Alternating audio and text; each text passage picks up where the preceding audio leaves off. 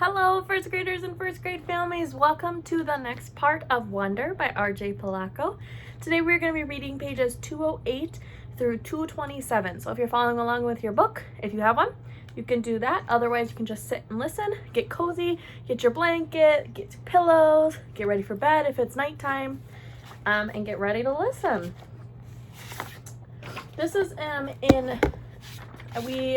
Miss Lay read, the start of August's part, so we are reading the Augie doll. For a while, the war was all we talked about. February was when it was really at its worst.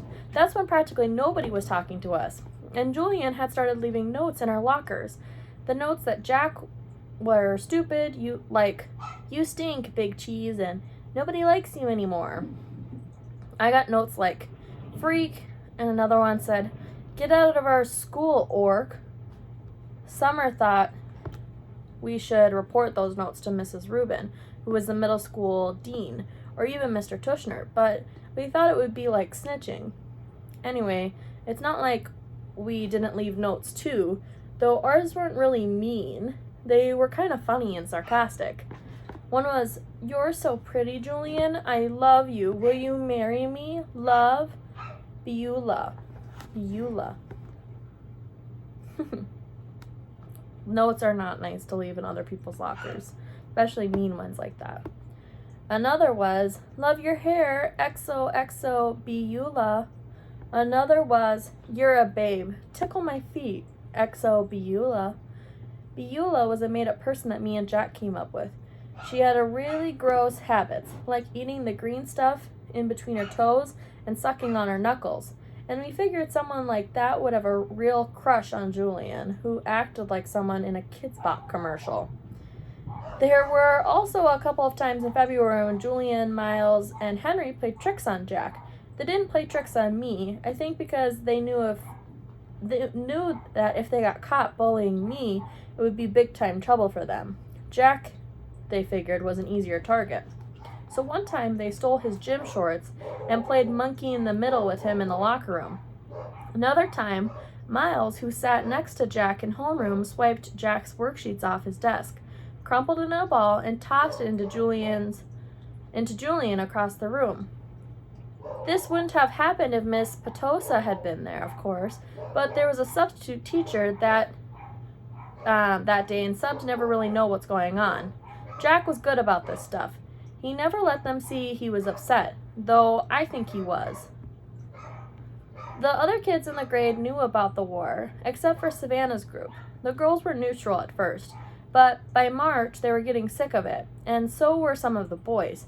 Like another time when Julian was dumping some pencil sharpener shavings into Jack's backpack, Amos, who was usually tight with them, grabbed the backpack out of Julian's hand and returned it to Jack. I started to feel like the majority of boys weren't buying into Julian anymore.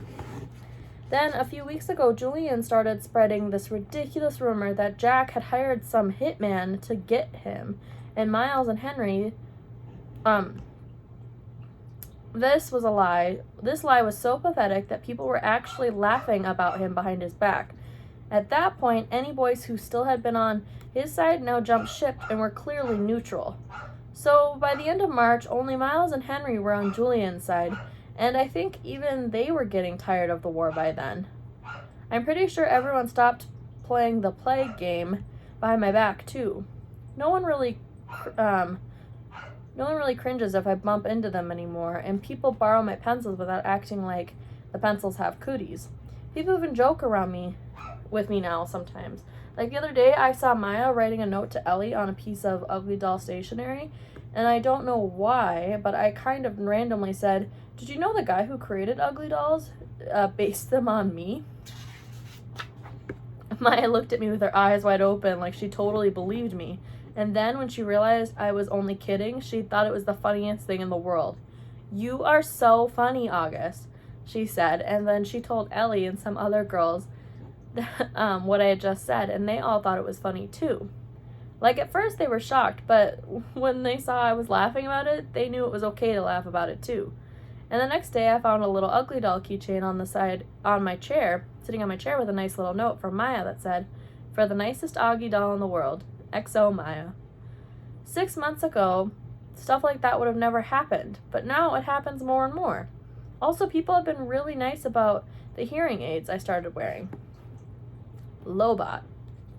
Ever since I was little, the doctor told my parents that someday I'd need hearing aids. I didn't know why this always freaked me out a bit. Maybe because anything to do with my ears bothers me a lot. My hearing was getting worse, but I hadn't told anyone about it.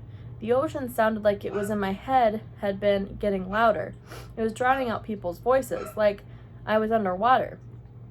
I couldn't hear teachers if I sat in the back of the class, but I knew if I told Mom and Dad about it, I'll end up with hearing aids, and I was hoping I could make it through 5th grade without having that happen. But in my annual checkup in October, I flunked the audiology test, and the doctor was like, "Dude, it's time." And he sent me to a special ear doctor who took impressions of my ears. Out of all my features, my ears are the ones I hate the most. They're like tiny closed fists on the side of my face. They're too low on my head, too. They look like squashed pieces of pizza dough sticking out of the top of my neck or something. Okay, maybe I'm exaggerating a little bit, but I really hate them. When a doctor first pulled the hearing aids out for me and Mom to look at, I groaned. "I'm not wearing that thing," I announced, folding my arms in front of me. "I know they probably look kind of big," said the ear doctor, "but we had to attach them to a headband because we had no other way of making them so they would stay in your ears." See, normal hearing aids usually have a part that wraps around the outer ear to hold the inner bud in place. But in my case, since I have no outer ears, they had to put the earbuds on this heavy-duty headband that was supposed to wrap around the back of my head. "I can't wear that, Mom," I whined. "You'll hardly notice them," said Mom, trying to be cheerful. "They look like headphones." "Headphones? Look at them, Mom," I said, angry. "I look like Lobot." "Which one is Lobot?" said Mom calmly. "Lobot," the ear doctor smiled at as he looked at the headphones and made some adjustments. "The Empire Strikes Back? The bald guy with the cool bionic radio transmitter thing that wraps around the back of his skull?" "I'm drawing a blank," said Mom. "You know Star Wars stuff?" I asked the ear doctor. "No Star Wars stuff?" he answered, slapping the thing over my head. "I practically invented Star Wars stuff." He leaned back in his chair to see how the headband fit and then took it off again. "Now, Augie, I want to explain what all this is," he said, pointing to the different parts of one of the hearing aids. "This curved piece of plastic over here connects to the tubing on the ear mold.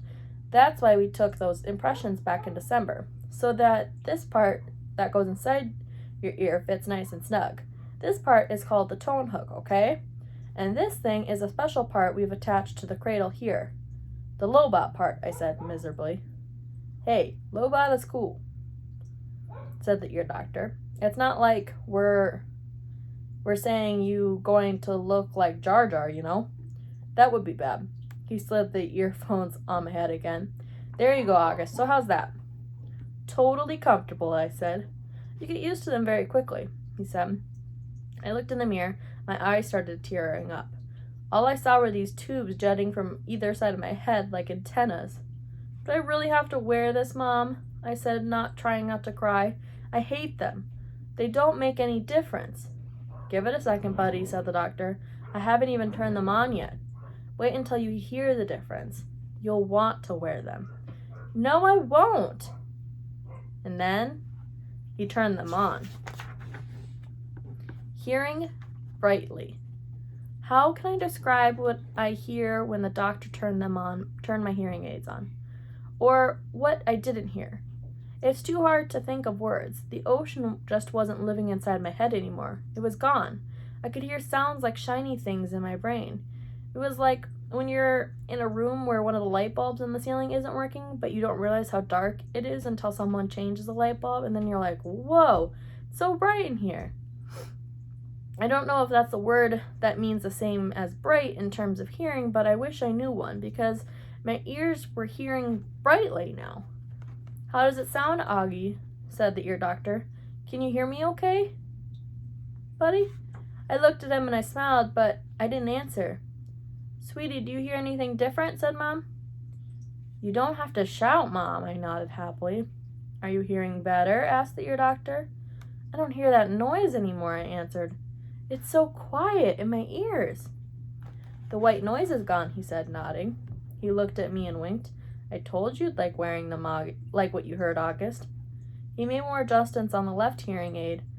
Does it sound very different, love? Mom asked. Yeah, I nodded. It sounds lighter. That's because you have bionic hearing now, buddy, said the ear doctor, adjusting the right side. Now touch here. He put my hand behind the hearing aid. Do you feel that? That's the volume. You have to find the volume that works for you. We're going to do that next. Well, what do you think? He picked up a smaller mirror and had me look in the big mirror at how the hearing aid looks in the back. My hair covered most of the headband. The only part that peeked out was the tubing. Are you okay with your bionic Lobot hearing aids? The ear doctor said, looking in the mirror at me. Yeah, I said, thank you. Thank you so much, Dr. James, said Mom. The first day I showed up at school with hearing aids, I thought kids were going to make a big deal out of it, but no one did. Summer was glad I could hear better, and Jack said it made me look like an FBI agent or something. But that was it. Mr. Brown asked me how about it in English class, but it wasn't like, what the heck is the thing on your head? It was more like, if you ever need me to repeat something, Augie, make sure you tell me, okay? Now that I look back, I don't know why I was so stressed about it all the time. Funny how sometimes you worry a lot about something and it turns out to be nothing. Via's secret. A couple of days after spring break ended, Mom found out that Via hadn't told about a school play that was happening at her high school the next week, and Mom was mad. Mom doesn't really get mad that much, though Dad would disagree with that. But she was really mad at Via for that. She and Via had gotten into a huge fight. I could hear them yelling at each other in Via's room. My bionic Lobot ears could hear Mom saying, But what is with you lately, Via? You're moody and taciturn and I guess I've never seen that word, I'm sorry. And secretive. What is so wrong with my not telling you about a stupid play? Via practically screamed. I don't even have a speaking part in it. Your boyfriend does. Don't you want us to see him in it? No, actually, I don't.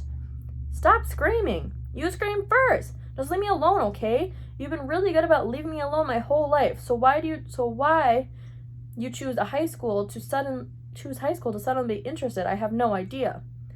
Then I don't know what Mom answered because it all got very quiet, and even my bionic Lobot ears couldn't pick up a signal. My cave. By dinner, they seemed to have made up. Dad was working late. Daisy was sleeping. She'd thrown up a lot earlier in the day, and Mom made an appointment to take her to the vet next morning. The three of us were sitting down and no one was talking. Finally, I said, So, are we going to go see Justin in a play? Via didn't answer but looked down at her plate. You know, Augie, said Mom quietly, I hadn't realized what play it was, and it really isn't something that would be interesting to kids your age. So I'm not invited? I said, looking at Via. I didn't say that, said Mom. It's just I don't think it's something you'd enjoy. You'd totally get bored. You'd get totally bored, said Via, like she was accusing me of something. Are you and Dad going? I asked. Dad'll go, said Mom. I'll stay home with you. What? Via yelled at Mom. Oh, great. So you're going to punish me for being honest by not going? You didn't want us to go in the first place, remember? Answered Mom. But now that you know about it, of course I want you to go, said Via. Well, I've got to weigh everyone's feelings here, Via, said Mom. What are you two talking about? I shouted. Nothing, they both snapped at the same time. Just something about Via's school that has nothing to do with you, said Mom. You're lying, I said. Excuse me, said Mom, kind of shocked. Even Via looked surprised. I said, you're lying, I shouted. You're lying, I screamed at Via, getting up. You're both liars. You're both lying to my face like I'm an idiot.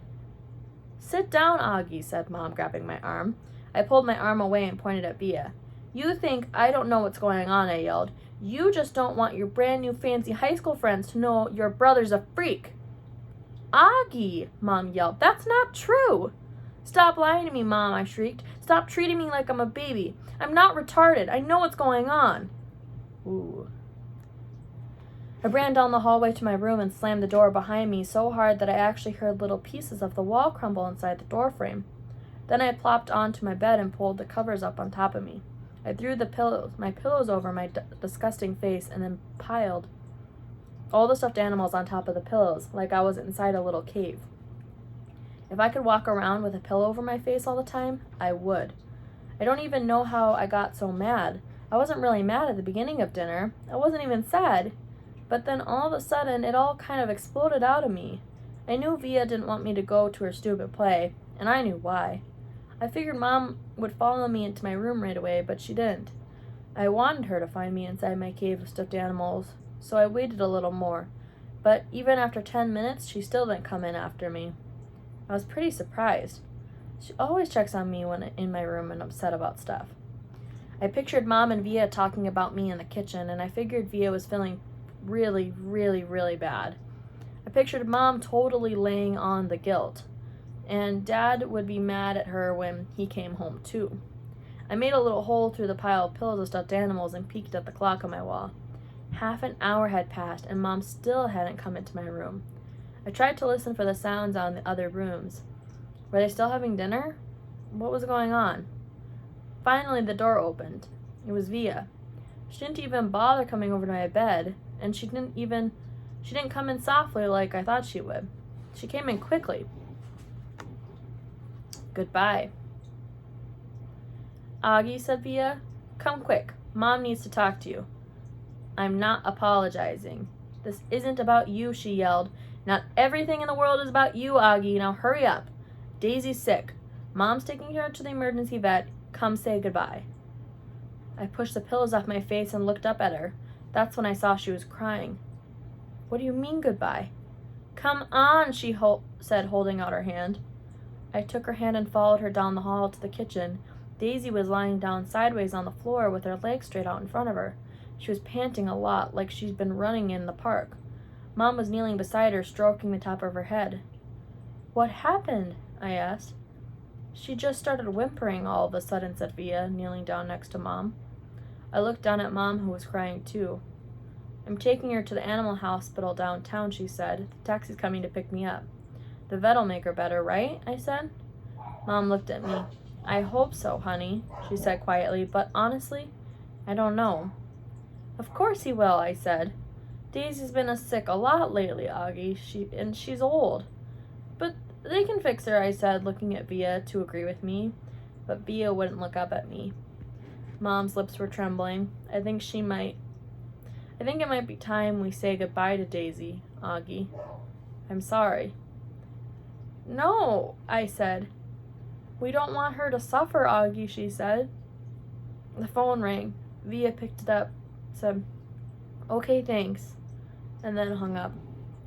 The taxi's outside, she said, wiping her tears with the backs of her hands. Okay, Augie, open the door for me, sweetie, said Mom, picking Daisy up very gently like she was a huge, droopy baby. Please, no, Mommy, I cried, putting myself in front of the door. Honey, please, she said. She's very heavy. What about Daddy? I cried. He's meeting me at the hospital, Mom said. He doesn't want Daisy to suffer, Augie. Via moved away from the door and held it open for Mom. Via moved me away from the door and held it open for Mom. My cell phone's on if you need anything, Mom said to Via. Can you cover her with the blanket? Via nodded, but she was crying hysterically now. Say goodbye to Daisy, kids, Mom said, tears streaming down her face. I love you, Daisy, Via said, kissing Daisy on the nose. I love you so much. Bye, little girlie, I whispered into Daisy's ear. I love you. Mom carried Daisy down the stoop. The taxi driver had opened the back door, and we watched her get in. Just before she closed the door, Mom looked up at us standing by the entrance to the building, and she gave us a little wave. I don't think I've ever seen her look sadder. I love you, Mommy, said Via. I love you, Mommy, I said. I'm sorry, Mommy. Mom blew a kiss to us and closed the door. We watched the car leave, and then Via closed the door. She looked at me a second, and then she hugged me very, very tight while we both cried a million tears. Daisy's toys. Justin came over about half an hour later. He gave me a big hug and said, "Sorry, Augie." We all sat down in the living room, not saying anything. For some reason, Via and I had taken all of Daisy's toys from around the house and put them in a little pile on the coffee table. Now we just stared at the pile. "She really is the greatest dog in the world," said Via. "I know," said Justin, rubbing Via's back. "She just started whimpering like all of a sudden," I said. Via nodded. "Like 2 seconds after you left the table," she said. "Mom was going to go after you, but Daisy just started, like, whimpering." "Like how?" I said. "Just whimpering. I don't know," said Via. "Like howling?" I asked. "Augie, like whimpering," she answered impatiently. "She started moaning like something was really hurting her. She was panting like crazy, and then she just kind of plopped down. And Mom went over and tried to pick her up, and whatever, she was obviously hurting. She bit Mom." "What?" I said. "When Mom tried to touch her stomach, Daisy bit her hand," Via explained. "Daisy never bites anybody," I answered. "She wasn't herself," said Justin. "She's obviously in pain." "Daddy was right," said Via. "We shouldn't have let her get this bad." "What do you mean?" he said. "You knew she was sick?" "Augie, Mom's taken her to the vet like 3 times in the last 2 months. She's been throwing up left and right. Haven't you noticed?" "But I didn't know she was sick." Via didn't say anything, but she put her arm around my shoulders and pulled me closer to her. I started to cry again. "I'm sorry, Augie," she said softly. "I'm really sorry about everything, okay? You forgive me? You know how much I love you, right?" I nodded. Somehow that fight didn't matter much now. "Was Mommy bleeding?" I asked. "It was just a nip," said Via. "Right there." She pointed to the bottom of her thumb to show me exactly where Daisy had bitten Mom. "Did it hurt her?" "Mommy's okay, Augie. She's fine." Mom and Dad came home 2 hours later. We knew the second they opened the door and Daisy wasn't with them that Daisy was gone. We all sat down in the living room around the pile of Daisy's toys. Oh my gosh, why am I getting so sad? Oh, sad. Dad told us what happened at the animal hospital, how the vet took Daisy for some x-rays and blood tests and then came back and told him that she had a huge mass in her stomach. She was having trouble breathing. Mom and Dad didn't want her to suffer, so Daddy picked her up in his arms like he always liked to do, with her legs straight up in the air, and he asked Mom to kiss. Oh my gosh, it's so sad. Oh. He and Mom kissed her goodbye over and over again and whispered to her while the vet put a needle into her leg, and then after about a minute, she died in Daddy's arms. It was so peaceful, Daddy said. Oof. Oh, it's so sad. She wasn't in any pain at all, like she was just going to sleep. A couple of times while he talked, Dad's voice got trembly and he cleared his throat.